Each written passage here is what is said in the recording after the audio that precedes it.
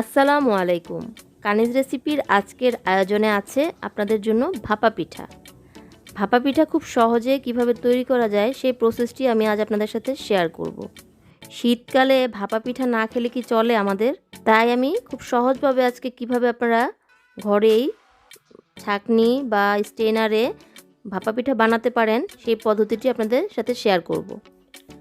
আর দেরি না করে চলুন তাহলে আমরা মূল প্রস্তুত প্রণালীতে চলে যাই। এর জন্য আমার লাগবে পাটালি গুড়। আমি এখানে খেজুরের গুড় নিয়েছি, গুড়গুলো একটু ছোট ছোট করে কেটে নিয়েছি। আর লাগবে নারকেল কোড়া। আমি এখানে ফ্রোজেন নারকেল কোড়া নিয়েছি। এটার কোনো নির্দিষ্ট মাপ নেই, আপনারা যে যে পরিমাণে দিতে চান, কারণ এই পিঠা হচ্ছে খাওয়ার জিনিস এবং এটা মুখরোচক জিনিস। যে কেউ কম কেউ বেশি যে যেভাবে পছন্দ করেন সেভাবেই গুড় এবং নারকেলটা ইউজ করতে পারেন। এবং লাগবে চালের গুঁড়া। আমি এর জন্য একটি বাটি নিয়ে নিয়েছি এবং নিয়ে নিচ্ছি একটি স্টেনারে আমি চালের গুঁড়াটা একটু চেলে নিব। আমি এখানে টোটাল 2 কাপ পরিমাণ চালের গুঁড়া ইউজ করব।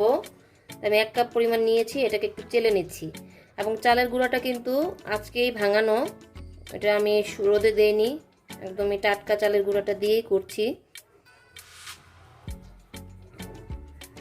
আপনারা অবশ্যই চেলে নেবেন, এতে করে পিঠাটা খুবই সফট হবে এবং ভালো লাগবে খেতে।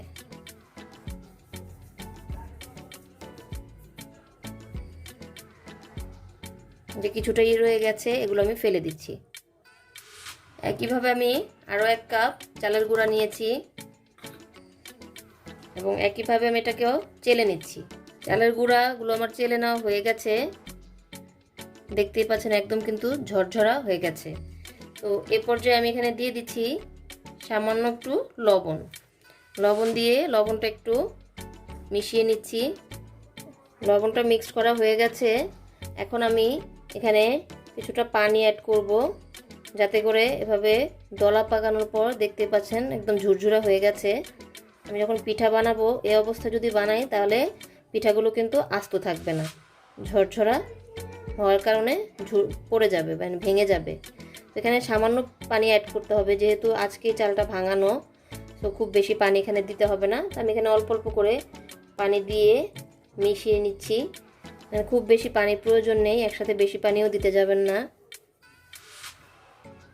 এই পানিটার এক্সাক্ট মাপও আমি আপনাদের বলে দিতে পারছি না, কারণ আপনারা যে চালের গুঁড়ো দিয়ে যখন যে করবেন সেই চালের গুঁড়ার উপর ডিপেন্ড করবে পানিটা কতটুকু লাগবে। তাই এখানে আমি পানির মাপটাও বলে দিচ্ছি না আপনাদের। আর একটু পানি লাগবে।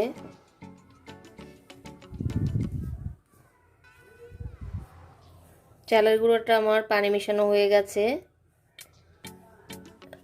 যে পর্যায়ে দেখবেন এভাবে মুট করলে বা দলা পাকালে সহজে ভেঙে যাচ্ছে না, এভাবে হাত দিয়ে আমাকে ওটাকে ভাঙতে হচ্ছে, আঙ্গুল দিয়ে চেপে ভাঙতে হচ্ছে। সে পর্যায়ে বুঝতে পারবেন যে আপনার চালের গুঁড়াটা রেডি হয়ে গেছে পিঠা বানানোর জন্য। তো এখন আমি এটাকে আরেকবার চেলে নিব।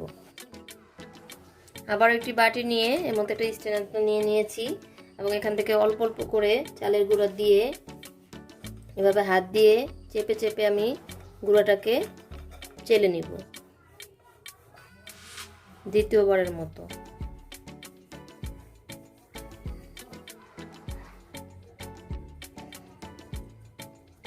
যেহেতু এগুলো হাত দিয়ে অনেকক্ষণ পানি মিশিয়ে করেছি, সেক্ষেত্রে কিন্তু এগুলোর মধ্যে অনেকটা দলা দলা থাকবে, তাই অবশ্যই আপনাকে চেলে নিতে হবে, এতে করে চালের গুঁড়াগুলো এরকম মিহিন হবে। আমি এভাবে সবগুলো চালের গুঁড়াই চেলে নিচ্ছি।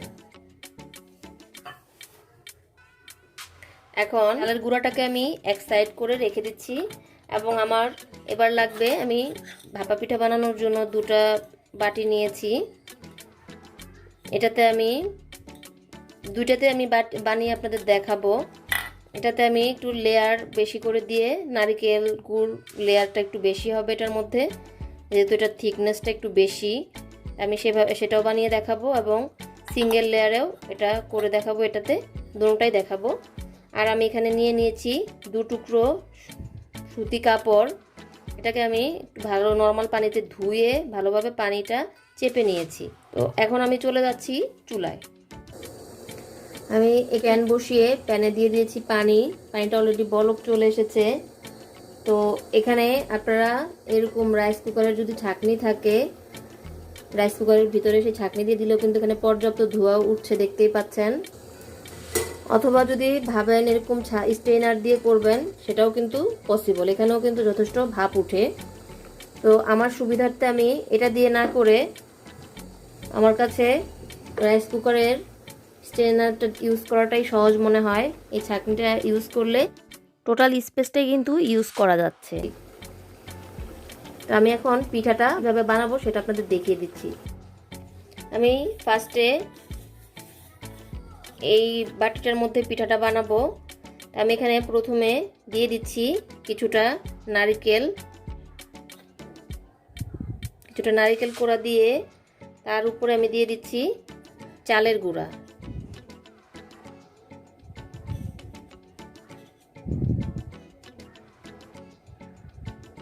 তো ছড়িয়ে দিতে হবে।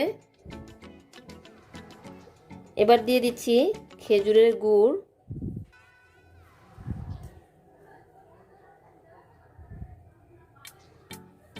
তো যে যার পছন্দ অনুযায়ী মিষ্টিটা বা নারকেলটা দিতে পারেন। এবার এর উপরে আমি আরেকটু সামান্য নারকেল দিয়ে দিচ্ছি এবং সবশেষে দিয়ে দিচ্ছি আবারও চালের গুঁড়া।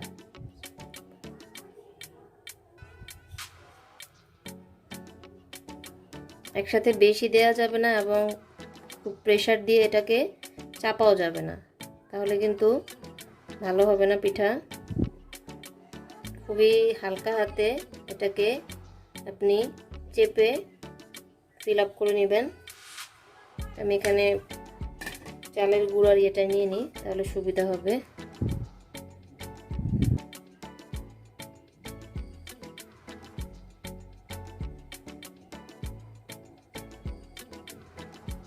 এটা হচ্ছে প্রফেশনালি যারা বানায় তাদের মতো হলো।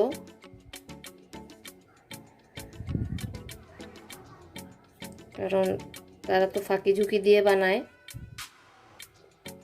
তো এই তো আমি এটা হালকাভাবে চেপে নিলাম, তো হয়ে গেল নেওয়া। এবং আমি আরও একটি পদ্ধতিতে বানাবো, সেটাও দেখাই। যে এই বাটিটার মধ্যে আমি বানাবো, এটার মধ্যে আমি কয়েকটা লেয়ার দিব।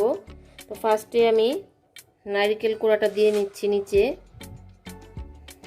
এবং তার উপরে হালকাভাবে দিয়ে দিচ্ছি চালের গুঁড়া। খুব বেশি চালের গুঁড়া কিন্তু আমি এখানে দিলাম না। এবং আবারও দিয়ে দিচ্ছি নারকেল কোড়া এবং দিয়ে দিচ্ছি এবার খেজুরের গুড়।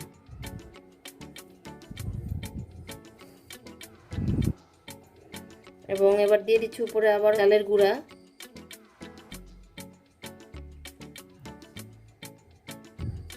এবং আবারও দিয়ে দিচ্ছি নারকেল কোড়া এবং সবশেষে দিয়ে দিচ্ছি খেজুরের গুড় আরেকবার।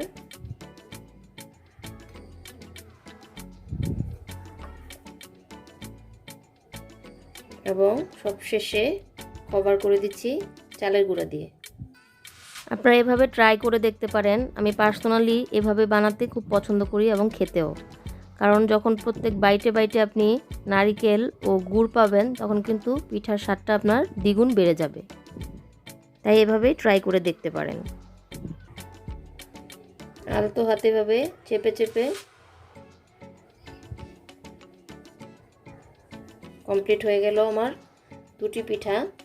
এখন আমি এটা কিভাবে স্ট্রেনারে দিব সেটা আপনাদের দেখাচ্ছি। আমি যে কাপড় ভালোভাবে ধুয়ে পানি চেপে করে রেখেছিলাম, তার মধ্যে এখন নিয়ে নিচ্ছি একটি পিঠা এবং এভাবে করে আমি এখন এটা দিয়ে দিব স্ট্রেনারের মধ্যে। আমি পানিটা ঢাকনা দিয়ে দিয়েছিলাম, পানিটা অলরেডি কিন্তু বলক চলে এসছে এবং আমি চুলাটা এখন কমিয়ে দিলাম। কমে রেখেই আমি পিঠাগুলো এখানে দিব, তা নাহলে হাতে ভাপ লাগার পসিবিলিটি আছে। তো দিয়ে দিলাম, দিয়ে খুবই সাবধানে এভাবে একটু টোকা দিয়ে নিতে হবে। টোকা দিলে কিন্তু বের হয়ে আসবে। এখন খুবই সাবধানে আপনাকে এটাকে কাপড়টা চারপাশ থেকে আটকে দিতে হবে। কাপড়টা চারপাশ থেকে এভাবে আটকে দেওয়ার অর্থ হচ্ছে পিঠাটা যেন এভাবেই সেট হয়ে যায়। একইভাবে আমি আরেকটি পিঠা যে বানিয়েছি সেটাও এখানে দিয়ে দিচ্ছি।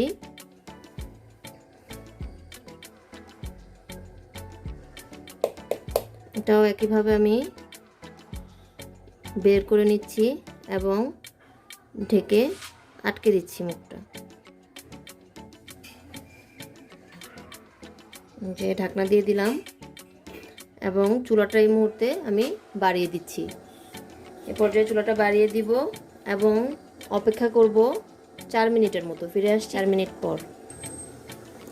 ফিরে এলাম 4 মিনিট পর। আমি কিন্তু এখানে চুলাটা বন্ধ করে দিয়েছিলাম, তো বলা হয়নি।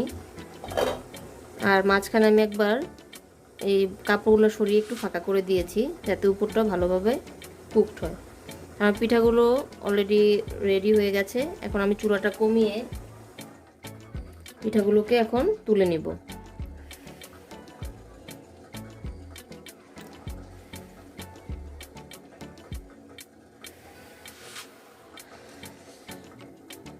এবং এটাও তুলে নিব।